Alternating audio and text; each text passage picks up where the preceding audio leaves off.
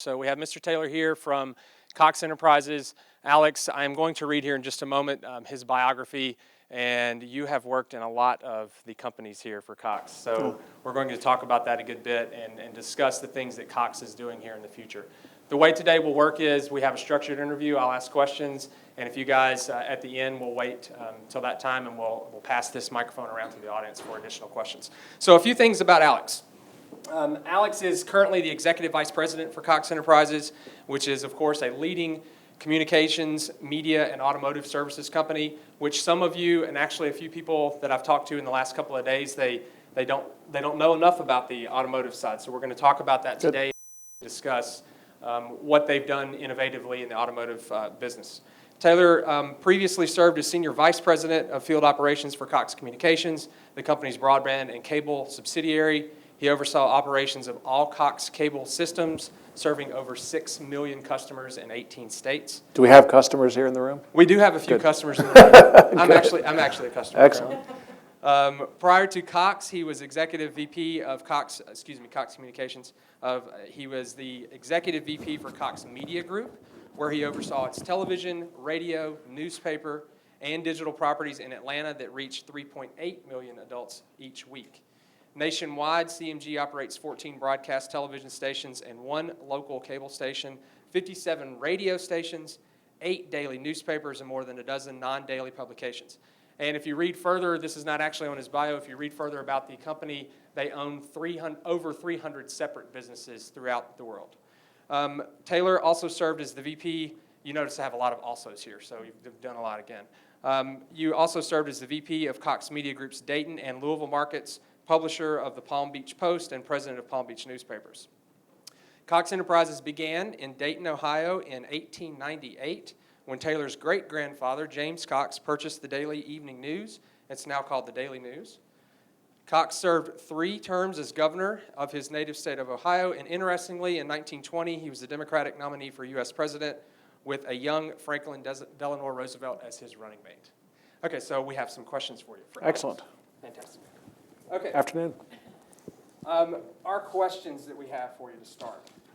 So my first one is you're a member of the Cox family, and you have worked across a variety of the enterprises over the course of your tenure with the company. Could you please tell us a little bit more about your experience within the company and what you're actually doing on a day-to-day basis? Sure. So when I got out of college, I went to Vanderbilt University, and like all members of the family, you need to decide if you're going to go off and do your own thing, or you're going to come work for the business.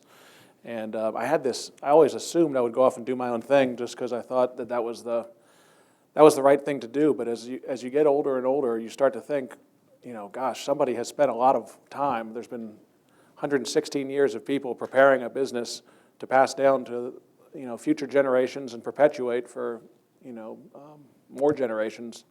And I thought it seemed like an awesome responsibility and something that I should probably, rather than walk away from, walk towards. And so I wrote a book to do my own thing for a couple of years about fly fishing. I was a passionate fly fisherman. I was going to do a fly fishing company. But I decided I'd write a book about fly fishing around the world, which I did. And then after that, went to one of our newspapers in Colorado and became a journalist. Our chairman, my Uncle Jim Kennedy, said, if you're going to work at the company and you want to be serious about it for the long term, you have to start at the very bottom. So I was definitely at the bottom of a long totem pole out in Colorado as a reporter. And then I moved to Austin, Texas, where we have the Austin American-Statesman, and became an editor, and then on to Atlanta, ultimately, where I got into sales and then some management. I oversaw all of our niche products, so magazines and coupon businesses and things, and then moved on to oversee Cox Media Group, half of the business. I was executive vice president there. And then I left the media business and went to the telecommunications business, which is a separate division. So Cox Communications is the business you all would know here. I was head of field operations. So if you ever have a cable problem, you want to call me. I can get the truck out there. I did that for a couple of years. You can still call, and I'll still get the truck. But I did that for a couple of years, and now I'm at the corporate office, the parent company that owns all the different divisions, and focusing on strategic investments, and sort of how we allocate our capital to keep the business going for a lot longer. We're a $17 billion business, and we want to make it much, much larger in the years ahead. And all of our businesses are under pressure, and we have to make a lot of tricky decisions about, are we going to continue funding, newspapers, or are we going to continue funding this automotive business when there's another opportunity popping up, or are we going to do all of it, and how do we afford to do that? So it's a tricky formula. That's what I'm focused on now. So considering that you've worked in so many different roles within the business, how are you currently building skills that would help you into whatever that next role is? And what might that next role be within the company? Well, currently I'm the only member of the fourth generation that's working at the business, and I've been there for 15 years, so ultimately the responsibility for the company will be mine. And as a family member, it's not, titles are less important. You kind of want to save titles for people that you want to attract to be a leader of your business. So, but I'll be responsible for the business. I mean, I already am essentially with my cousin and a select few executives.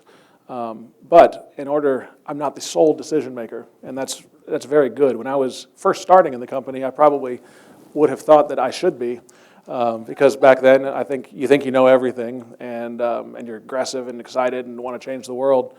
But I've learned over time there's a lot you don't know, and there's all the things that you see, the characteristics of the company, the largesse of it, some of the bureaucracy, some of the things that frustrate you as a young person. You realize there's a good reason for a lot of those things, and you have to learn what they are, and you have to learn how to respect why things got to where they are, and if you're going to change them, realize you can't do it overnight, and you shouldn't try because you might actually damage some things. So the biggest lesson for me has been learning how to have patience and respect and learn things before you try to change them. Understand what they are, because you'll be more effective in the long run. So observing, watching, working with people, and realizing that anybody at the company has been a part of creating what we have now, and it's worthy of a lot of respect.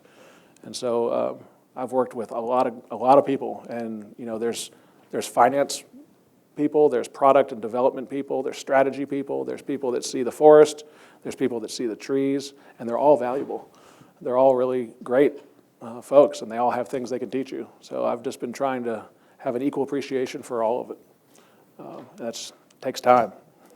When I first got started, I thought content, reporters, new products were the only thing that was important. I didn't really have a lot of respect or understanding of HR.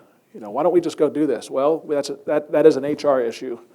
And I'm like, oh gosh, so now we have to go to the HR department and let things brew around for 6 months, and there'll be no answer. And I just looked at it as a big bureaucracy, but you realize over time it's actually the first place you should go. I never would have known that when I first started at the business. So all the different departments and functions of the company are things I've had to learn. It's been an interesting journey. So speaking of what you've been learning, could you give us an executive level view of your strategic plan for the future of Cox business divisions overall?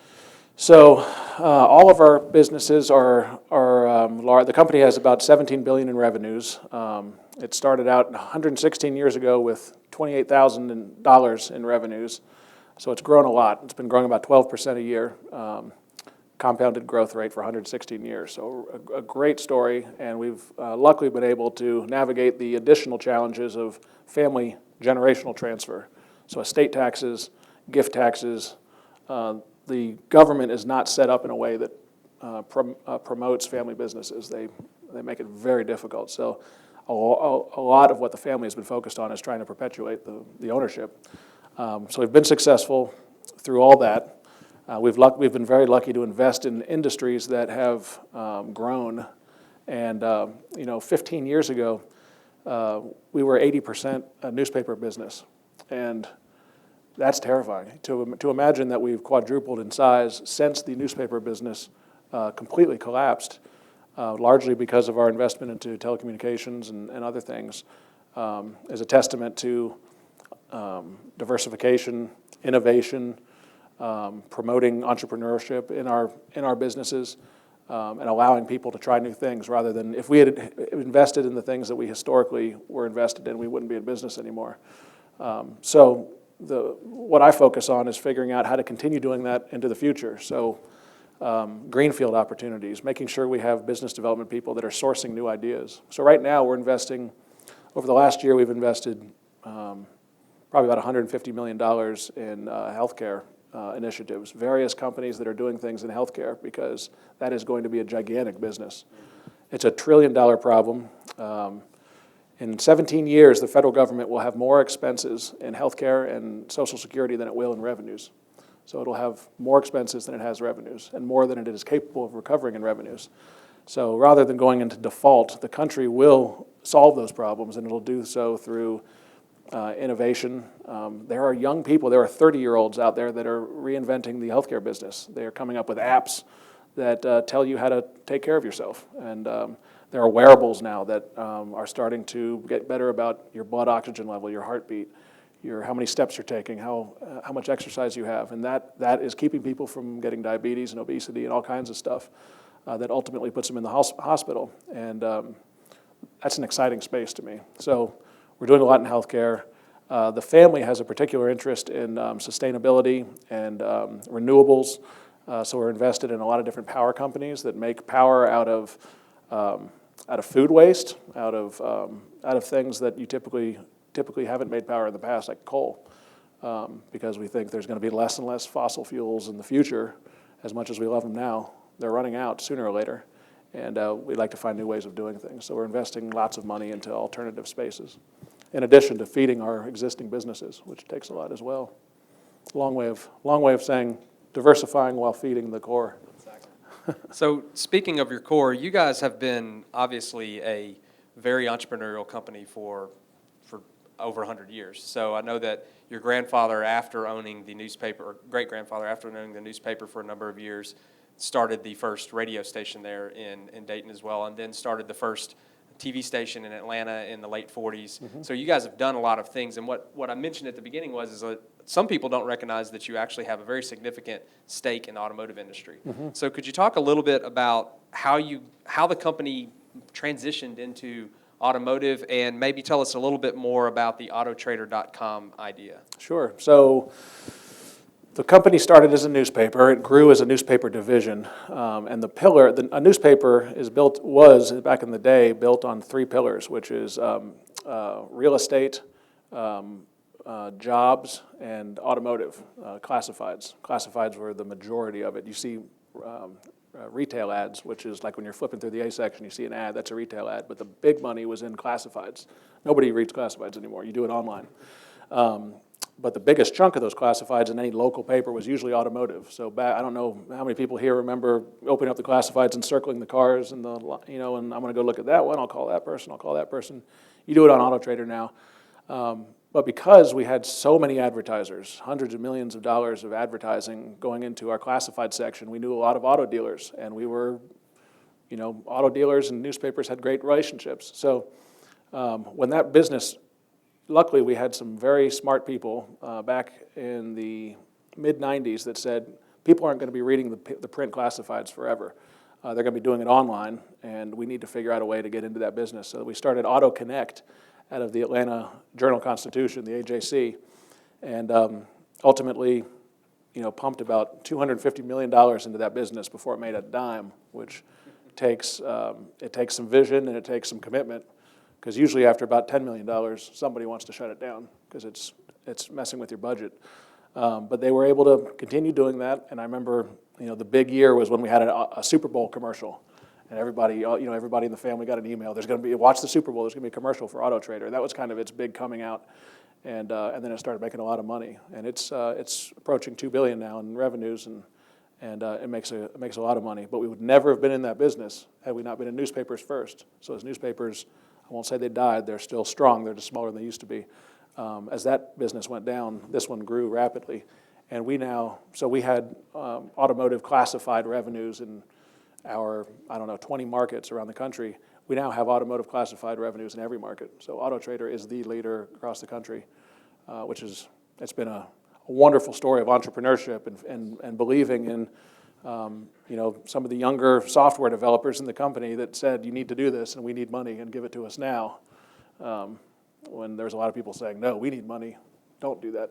So we stuck with that. Then the other automotive part of the business, which is actually a $5 billion operation, is automotive auctions. So if anybody here is in the dealership business, if your family owns an auto dealership or something, you have to source your cars, your used cars on your lot come from somewhere, and 70% of them will come from us. So we take cars from, say, Hertz, Enterprise Rent-A-Car, things like that. After they've used them for a year or two, they turn them in, we take them, repaint them, recondition them, make them like new, and then auction them to auto dealers who buy them and have them trucked to their auto lots. And that's how the franchise dealership business works. And we got into that because in 1964, one of our advertisers was selling their business, and somebody thought we ought to buy it as an innovation, try getting into this business, and we did. And that allowed us to fight a lot of battles, a lot of newspaper battles, because we had a whole big source of income that nobody even was aware of. So we took on New York Times, tried to move into our market. We were able to fight them, partially because we had so much automotive revenue that it was just, because we're a private business, nobody knows what we do. But we do a lot of fun stuff, and we have a lot of great people that over the years have had an entrepreneurial attitude that has saved our company and made it bigger and stronger than it ever would have been. And that was Mannheim, is that how you pronounce it? Mannheim Auto Auctions, yeah. Okay. It's now called Cox Automotive Group. Right. So Cox Automotive Group is about $5.5 billion in revenues, and it's growing at 19% rapidly. Big international investments. If you went to the National Auto Dealers Association, which is sort of the national conference that all auto dealers go to, if you went 10 years ago, you would have seen guys with big gold necklaces and watches and rings, the kind of people that would sell you a car back in the old days. If you go there today, I went there 3 or 4 months ago out in San Francisco, and it's all 20, 30, 40-year-olds, and they're software developers. I mean, it is a niche haven for software development because everything about the automotive business is changing. The electronics in the car are becoming very cutting edge. Cars are wired. You can get internet in a lot of cars now. A lot of them are electric. The way they're bought and sold, the idea of buying 1,000 cars and having them on your lot, melting like a brick of ice in value while people walk around slowly over 6 months and buy them up is a bad model. What you want to do is find out what your customers want and then source that car and sell it to them directly rather than just buying them all in advance and guessing what they might want. So we have software that does that. There's software galore in the automotive space. So we're investing in a lot of that and buying things and developing things. It's an exciting space. And then also international. This is not to show off at all. This is just dumb luck. We invested $40 million 18 months ago in a business in Shanghai that is now worth $900 million. 18 months. And that was just a rocket shot. We've lost a lot of money in China too, but the only purpose in bringing that up is the amount of opportunity in China in the automotive space. They have, somebody's going to Google this and say I'm wrong, but billions of people, a lot of people, and I think they have something like 20 million cars. So they have fewer cars than we sell every year, but that's about to explode. I mean, there's going to be 1 billion cars sold over there in the next decade. I believe they're adding over 1 million drivers a year right now. A year. Several million, people that just don't drive. I mean, the middle class is emerging and people are beginning to buy cars and they don't know how to buy them and sell them. They don't know how to condition them. That's something that we're good at. We're very good at automotive services. So you talked a little bit just now about the automotive industry. That side of your business sounds like it was a cash cow for the company. We were able to use that to fund other things, obviously to help you compete in your original business, but you've also used it to get into new businesses. So could you give us a snapshot of how you're using innovation overall in your company to maintain competitiveness? Because your market's changing quite rapidly. Yeah. So what are you guys doing to lead the charge in innovation? Well, the trickiest thing about innovation that I've found is that you can't just get a bunch of smart people and say, here, go innovate, do something cool and make us some money, because it just doesn't work. If innovation exists in a broader culture of free cash flow management and controls and big company largesse, bureaucracy, it ultimately gets snuffed out. The gravitational pull of what you already do gets all the funding, and new things don't. So the trick is you have to create a culture of innovation, and you have to get the right people, put them in the right place, and then give them broad goals and fund them broadly. Don't give a budget to a one-year-old company of targets to hit. Early on, you don't need a budget. You just need to get users. As time goes on, you kind of migrate from users to revenue. As time goes on, you kind of go from revenue to expenses, and then ultimately to profits. But if you focus on profits early on, you're going to kill a business completely. You never know how big something can be until you get a lot of users and get people excited about it. Facebook didn't make any money forever. Twitter still doesn't make any money. Netflix doesn't make any money. All these big companies don't make any money because they're focused on taking over the world and becoming the ubiquitous platform. Netflix does make a little money, but not much. So you have to be willing to look at the long term, to not be focused on money, but be focused on product, and create a culture where you tell people you're going to do that, you promise them that, and then you follow through, and then people ultimately want to come work for you. But it's very hard for a big company to lose money on an initiative, like we did in Auto Trader, like we did in broadcast. We've been able to get away with it because we're private. There's no public stock in our company, so if you're a public company, it's very hard to sell that idea to investors because they want you to cut every expense you don't need and drive every revenue you can and get the stock price up. But I think that's an unsustainable long-term strategy that works in the near term. What would you say are some overall factors that are driving innovation in your markets? Competition. So cable, we have cable here in your market. We have cable all over the country. Comcast has cable in certain markets. It used to be that in our market, we were the only cable company. We're the only company.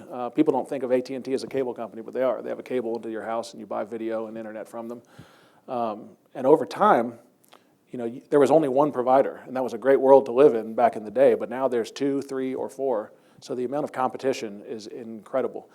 The amount of technological innovation is just staggering in every business, whether it's newspapers. I mean, think about the technology of newspapers. You don't even really need paper anymore.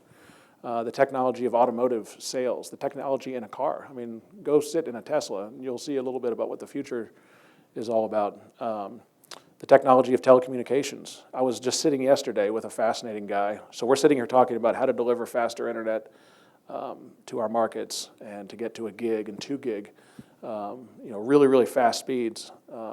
I was talking to a guy yesterday that said, forget it. It's all in satellites, low-level satellites, and we're going to deploy 386 of them over the next 18 months, and we can deliver internet not just to your market, but to everywhere, to Rwanda or Vietnam or Atlanta or Wichita. And I'm like, oh my God, what have we done? We've spent 50 years building all these pipes everywhere.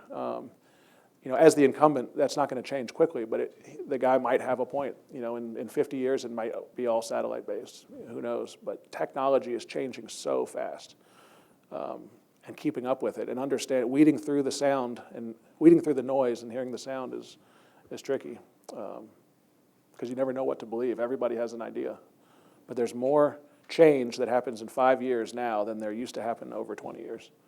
And so understanding where to put your money is just trickier and trickier.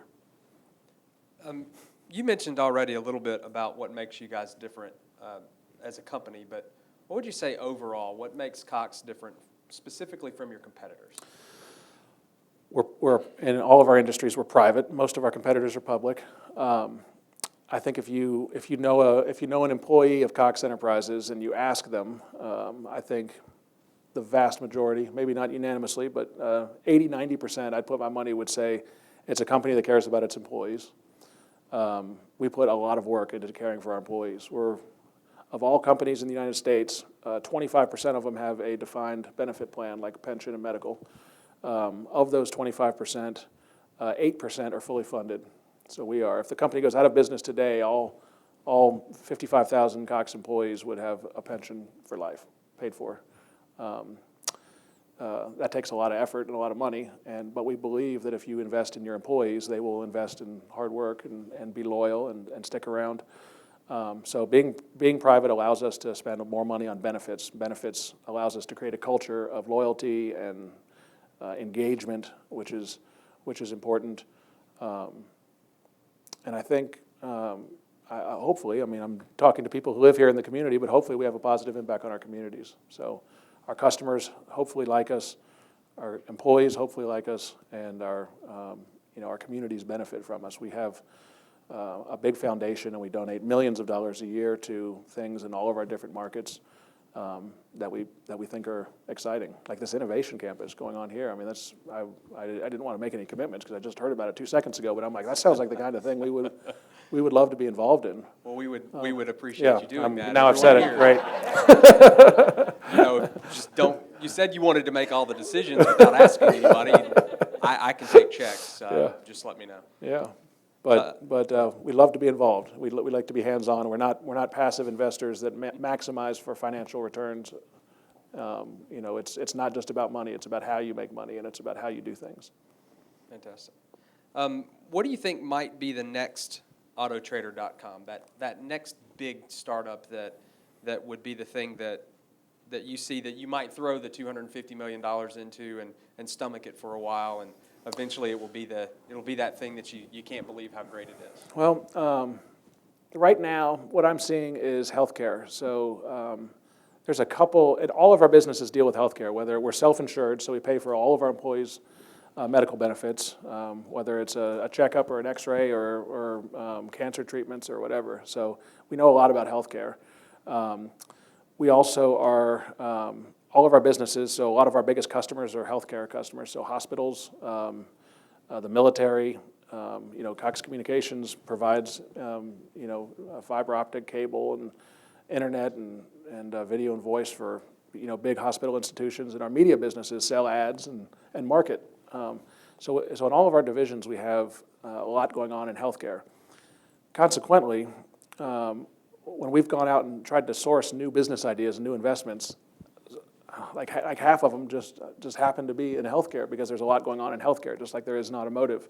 So we've invested in a business recently called Theranos that's based out in Palo Alto, and it was founded by a 19-year-old woman who dropped out of Stanford and told her chemical engineering professor, said, "Don't drop out.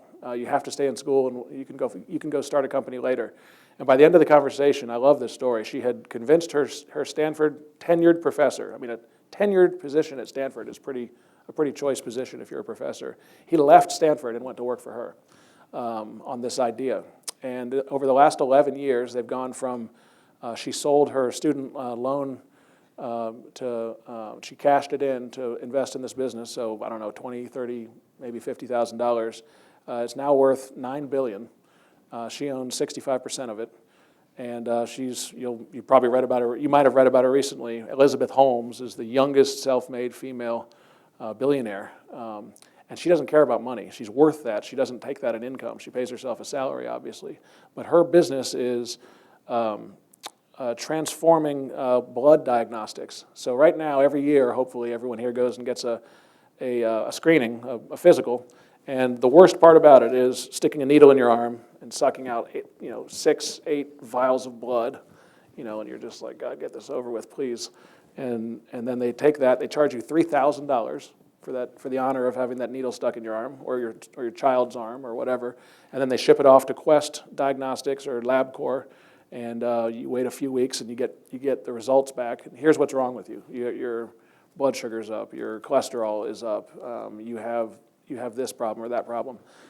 What Elizabeth does is she takes a drop of blood, like you might do in a diabetes test, so a little prick, and you get a little droplet of blood. That droplet of blood can now give you the same blood diagnostics and more, like cancer detection, through finding biomarkers that they've discovered in 20 minutes, and the whole thing costs $50. So just think about what that means. I mean, it sounds simple, but every insurance company in the world will be flocking to get their customers to do that instead of the $3,000 one, because they're going to get the $3,000 payment. They just won't have to expend it on. It'll change everything in diagnostics, which is a $70 billion business. In addition to that, because it's cheaper and easier, you'll probably do it more often. So all too often, a lot of us will forget to go in for our physical. We'll do it every 2 years or whatever. If you can do it at home, you might do it every week, you might do it every day as the technology improves. And imagine if you knew what was going on in your blood almost on a constant basis, rather than checking in on it once a year, when you may get a false reading, or you might get a peak or a drop and might indicate something's going on that's really not going on. If you have a baseline, you should know what's going on in your body. And as that information gets databased, with no identity to it, but just blood type, condition, you can compare yourself against the rest of the world. So in the future, you should be able to hear that 90% of the 17 million people that are precisely like you around the world are at risk of this, and therefore you should eat tomatoes instead of lemons or something. And here's what works for them. And you should be able to take, right now we have a reactive medicine business. So you get a tumor, you get a headache, you go in, and then they treat it. You should be able to go, not only be preventative, but predictive in medicine in the future. You should know everything going on in your body. And you should be able to compare and contrast that against everyone else that's like you in the world, and then take preventative steps so that you don't have to get things like, she found a biomarker for pancreatic cancer, which is a horrible, horrible disease. And by the time you've got a tumor, it's usually too late. But she said that pancreatic cancer turns up in your blood 17 years before you ever get a tumor. And she said no one should die of pancreatic cancer, nobody. And in the next few years, hopefully she'll have ways of telling you long before you ever get a tumor that you have it. And I think that's just going to change the world. I think it's an extraordinary technology. I think she's an extraordinary person. I think everyone will have heard of her in another 18 months. And I think she's, like the next Steve Jobs. So I'm very excited about that business. But there's a lot of them. It's just one. So speaking of businesses and additions, what's the process that your company goes through when they consider making an addition? You own over 300 companies, so obviously it must be streamlined. So we're talking about here at the Innovation Campus, if you talk to Mark Torline, or if you talk to the president of the university, they discuss that we're building an ecosystem to help streamline that process. What processes do you guys have internally to decide to do an acquisition or to build it on your own, or what do you do? Well, things either come in through over the transom, meaning somebody just calls me or somebody else and gives a pitch, or they come up through the division. So, Percy Kirk runs the central region for Cox Communications, and if somebody knows him or knows somebody in the region, they might kind of percolate an idea up through the company. So sometimes they come up through the company, and sometimes they just come in over the transom.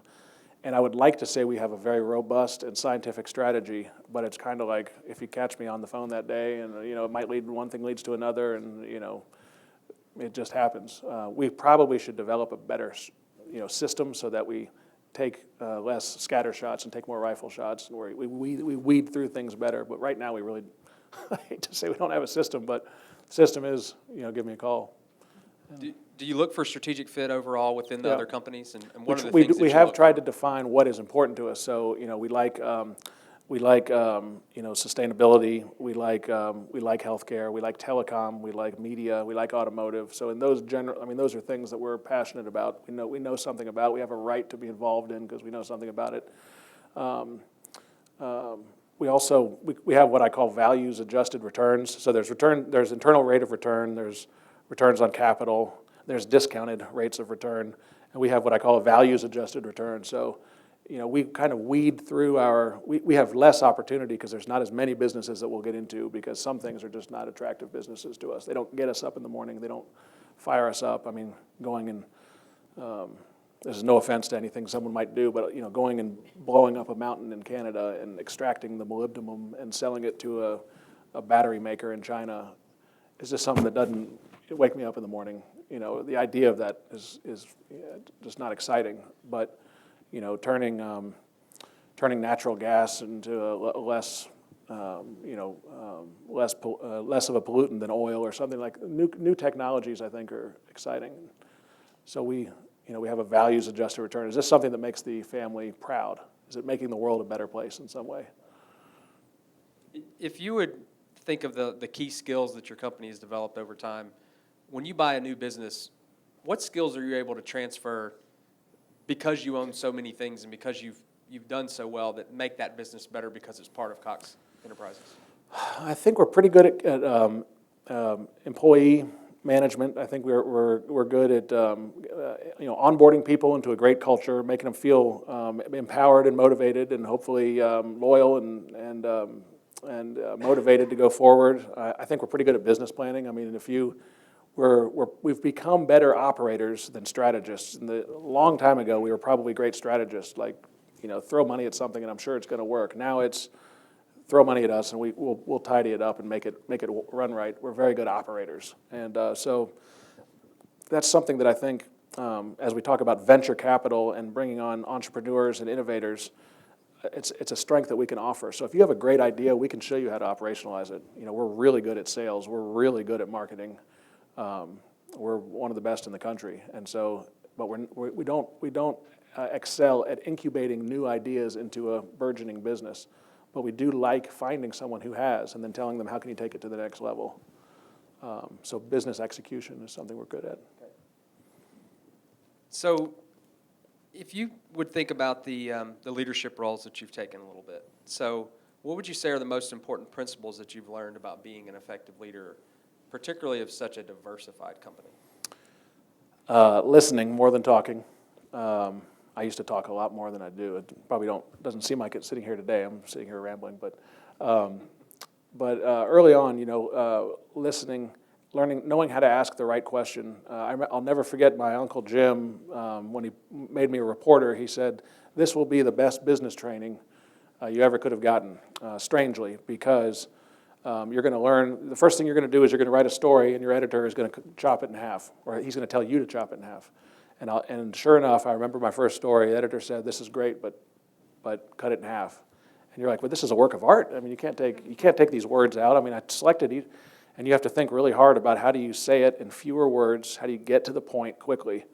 And when you're interviewing people, you have to think of what is the right question, because there's nothing worse than interviewing somebody and realizing you didn't get anything interesting out of them. So how do you ask somebody? How do you ask the right question to get to the point quicker? It's a skill, and I'm glad I did that early on. Like I said at the beginning, having respect for people that have been there before you. It's easy to come in after the fact and criticize everything. It's hard to run something, and I'm sure someday I'll be leaving things behind. Somebody will come in and criticize everything I did and fix it up. But I used to be very critical of my predecessors when I first started. Not overly so, but I've come to respect that everything happened for a good reason. There's a story that was there long before I ever showed up, and trying to learn a little bit about that before being critical is another skill. And then just the basic concept that every single one of your employees is somebody important, not just your immediate team. And every time I just challenge myself to get out of the office, go out and visit somebody on the front line, and just be interested in what they have to say, because it's inevitably interesting and important. But if you just sort of focus only on the things that are immediately around you, you lose contact with the real world. So I think just respect for everybody. I mean, almost everybody has an interesting story to tell and is doing something interesting if you listen. So you mentioned that you were critical a little bit of your predecessor, and you'll probably have someone succeed you one day and think the same thing. Yep. So what role do you see the family playing going forward? So you obviously said that you have intention to succeed into the, well, you're already there actually, is it leadership within the company. And then you have I believe it was your cousin, Mr. Kennedy, who's also within the business. Who's the fifth generation and they're all babies now, so I don't know. I've got these little guys here. They're just. He already breaks out the picture. Yeah, so let's see. But I've got Winston, who's 2 years old, so it could be him. It could be Morgan, who's 6 weeks old now. You wonder, can she run a business? I don't know. We don't have the fifth generation. Is the oldest one is 10. So it's kind of like they don't even know that they're being eyed already. But it's fun to think about, and really you just hope that they're interested. And one of the things about business is you hope that you create a company that they want to work for. Because if you don't, you're doing something wrong now. And so we think a lot about millennials and people that are basically less than 30, because they're going to be the largest buying force in the U.S. economy, I think, in 10 years or something like that. And they're very different than baby boomers. The economy and companies were built on baby boomers. And baby boomers were the children of the greatest generation, who went to the war. And so they learned, they inherited a hierarchical, military-like structure to everything. The government, businesses, they all have, I'm 11 layers removed from the front line. That just drives me crazy. So you have, a CEO, executive vice president, senior vice president, associate vice president, director, executive director, supervisor, manager, et cetera, all the way to the ground. And that's wonderful for control. But I think there's some wisdom in the old saying that to gain control, you have to give it up. The more you give up, the more you get. And I think going forward with millennials, they don't like moving into a hierarchical structure and the corporate ladder and the fear factor and all that. They like networks. We had a great speaker talk to us about Afghanistan and how Stanley McChrystal, the general there, said when he first moved into Afghanistan that he said we were being killed by a network of fighters, and we have this hierarchical structure with, if we want to do a bombing run or whatever, it goes all the way back to Washington and then all the way back to the ground, and by then, 38 minutes has passed and they're not there anymore. And so our guys are on the ground trying to make decisions, 1,000 miles away, but meanwhile the fighters this is a network and we're a hierarchy. And so he had to figure out a way to turn his hierarchy into a network and empower people to make decisions on the ground. And I think there's a lot of wisdom in that for companies like ours or basically any American company that operates in a hierarchical military-like structure, which is most of them. You ultimately have to figure out how to empower people on the lower down in the organization more and figure out how to have control through a network rather than a hierarchy, which is hard. But that's on my top 5 list, long-term top 5 list, is to figure that out. So for our students that are here today, and probably for some of our faculty too, so that we can continue to repeat some of the things that you say here, what would you give for advice for them if they're entrepreneurially minded, or if they're also, of course, trying to join a company that's as a large size like yours? What would be the things that they need to do to be preparing? Well, I would say that there's no replacement for hard work. Showing up, you're just amazed how just showing up, being honest, and working hard is like just a major home run in and of itself. So start with that. If you're young and you're just starting, logging in some time. My instinct was to take over everything like right off the bat and change the whole world and do it all, boil the ocean. But there's a lot to be said for gaining some experience, logging in your hours. If you read Outliers by Malcolm Gladwell, he says, it takes 10,000 hours to really know what you're talking about, to really be an expert. And, I think about it, I don't know how many hours I've got, but I'm probably getting there. But log in that time and, learn your craft and get good at it before you try to take on the world. And then this is a little more out there, but it's something I've just realized over time is there's few people. I find fewer and fewer people over time that are really authentic and are really what I call present. And that is just when you're in a meeting, when you're talking with somebody, they are there and they are focused and they are in the here and now. They're not all wrapped up in pretenses and politics and concerned about having an agenda and doing something other than what you're doing right there and then. But in every situation you're in, you will be more successful and more focused and more productive if you're truly there. Get off the phone, get off the texting, listen and tune in. Because if it's not worth doing that, you shouldn't worry about being there. But if you're going to be there, make the most of it. Because ultimately, it's the only thing you've got is the present moment, and put everything you've got into it. Text later. So the message is text later. Text later. I do it too much. You of that. I'll remind you of that in class next week. Also, because you've owned so many companies over the years as a business, what would be your lessons learned for success, or maybe some things you learned from a failure of a company over time? Have a long-term vision. Any company, any leader who inherits an initiative, you can always tell because they don't know what this is ultimately supposed to do. But having a vision for what does this look like, many years out if we're ultimately successful, and that vision is what makes people motivated. My favorite story in that regard is Christopher Columbus. He told his crew, "I got a great plan, it's getting very dangerous to get from Spain to China through the Middle East because there's a lot of violence there and there are thieves out there. And we're going to sail around the world to get there, and we're going to do our trade that way. We're going to be the first people ever to do it. And we're going to make more money than anybody ever made before. And they were like, that sounds pretty cool. And the king is going to give us a gigantic pot of gold, and if we get there and back. And, I mean, they're in. Before that, the vision of going out over the ocean was there's dragons out there, and they're going to eat you, and you'll die. And that's the end of it. So if that was the vision, nobody's going to go. And when they changed the vision and went, they were highly motivated, and they never got to China, and it didn't matter. It was still the greatest story ever told. But it was the vision that got them out of the gates and out over the ocean. And the fact that they found the New World and something else happened was really inconsequential. Nobody ever remembers that they didn't accomplish their vision. They remember that they found the New World.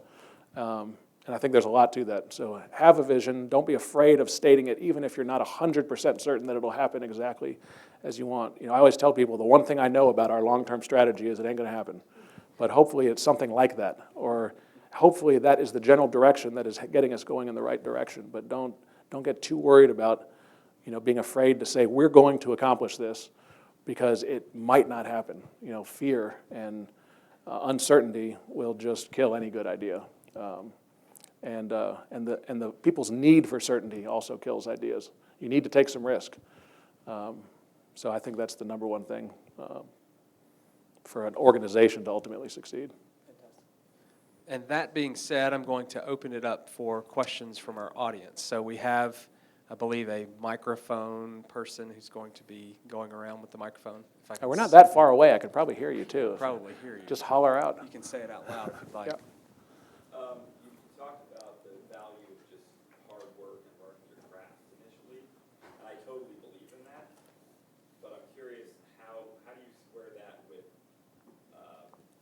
people like the 19-year-old or people like Bill Gates, who, you know, it wasn't about going through school and doing the step-by-step process to get to the top. They skipped a bunch of steps and didn't really learn their craft. They just had a great idea and went with it. Well, I guess what I would say is it's a very good point. And I don't know the answer exactly because you make a good point, but I will say that he spent a lot of time doing things that other people weren't spending their time doing. So he dedicated his time to beating IBM. And I mean, he was doing his thing since the early 70s before anybody ever heard of him. So he logged in his time. He just logged it in a different way. He didn't go work for IBM. He may have actually, but he really spent his time focused on making these big computers, small computers.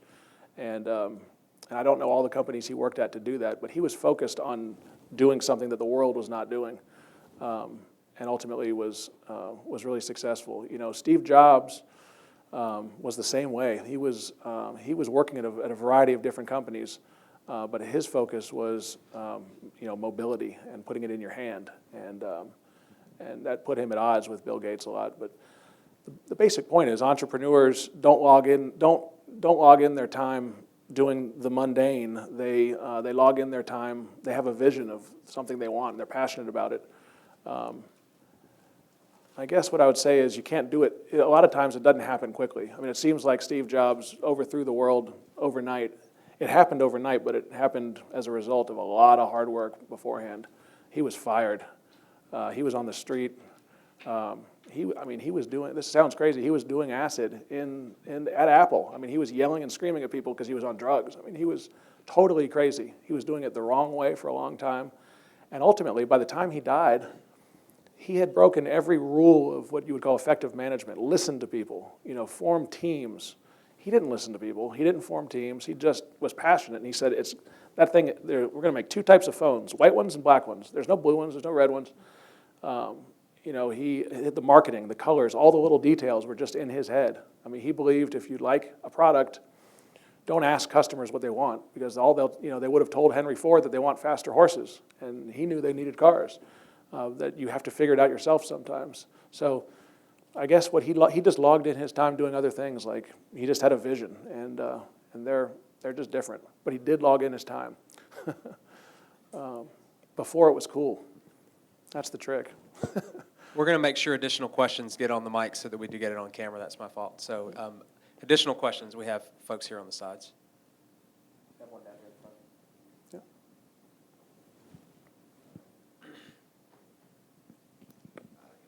I don't really like microphones. You can go for it though, please. How do you get so much access to information?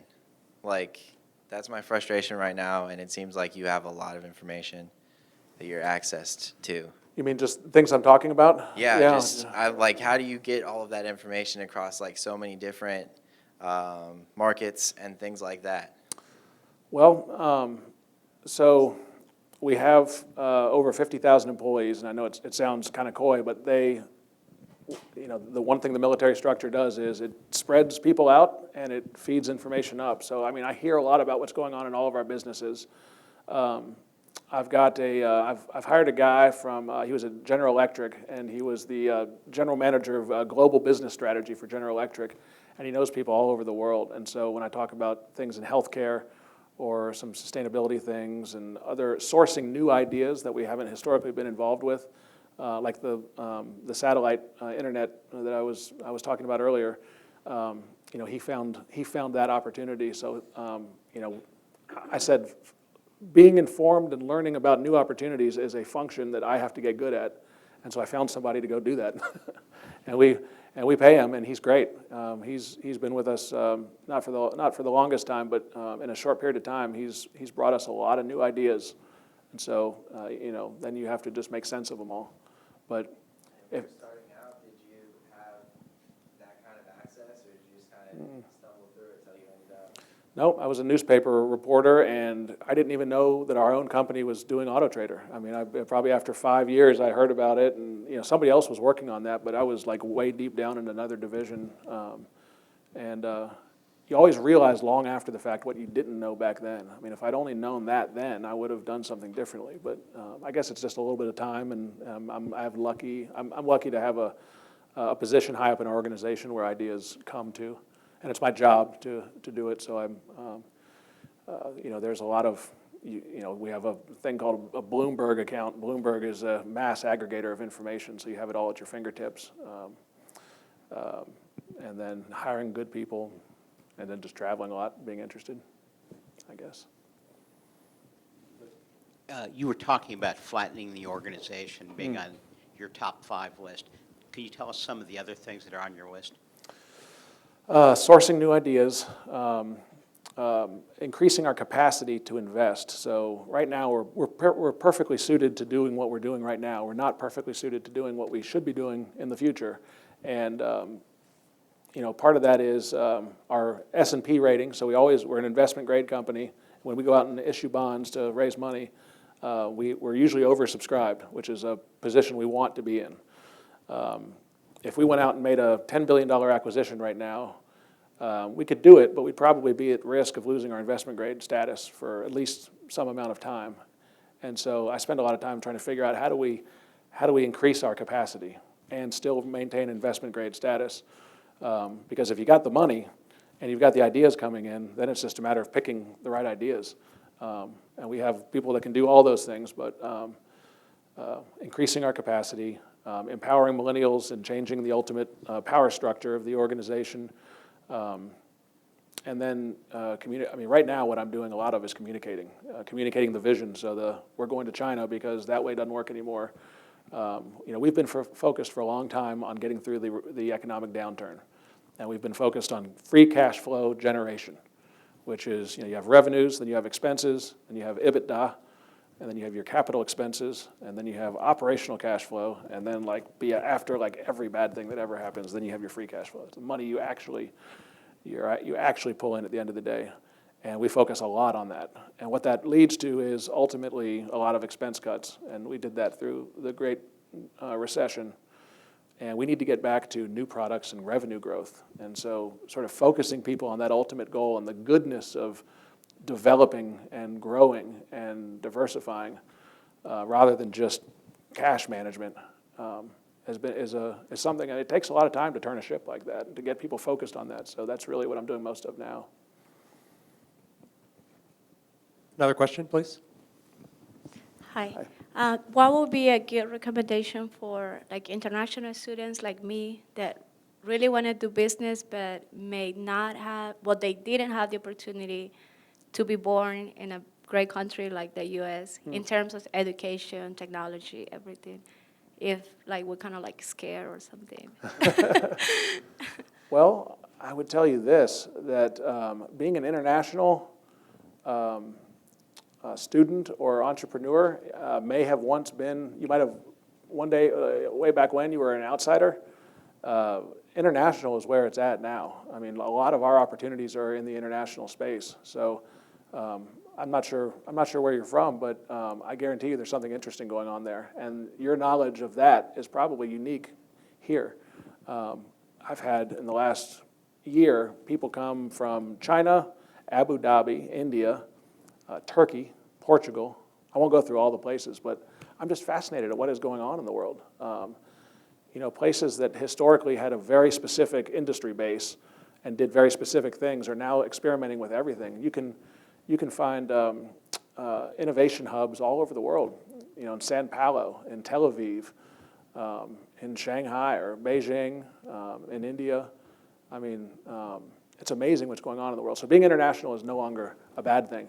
So I guess the answer is have confidence that you have a unique something that people want, and that is knowledge of your home country, and so a different type of background and a different type of way of thinking.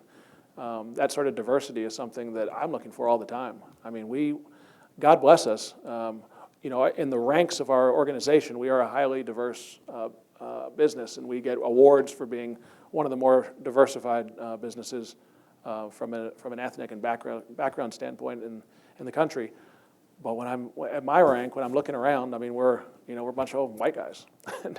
That ain't gonna cut it, 20 years from now. The world isn't gonna be a bunch of white guys. It's gonna be a much more international place. It's gonna be a place where you need to have a team that is from all kinds of different places. And so, I'm looking for people like you to join our team, and you should have confidence that people want that, and you'll do great. We have time for one more question. Is that it? Yes. One right here. And I have time afterwards. I'm in no big rush, I don't think. I'm sure Percy has something I've got to go to. You mentioned several times the desire to get into healthcare. So you're pretty much a telecom company and increasingly a technology company.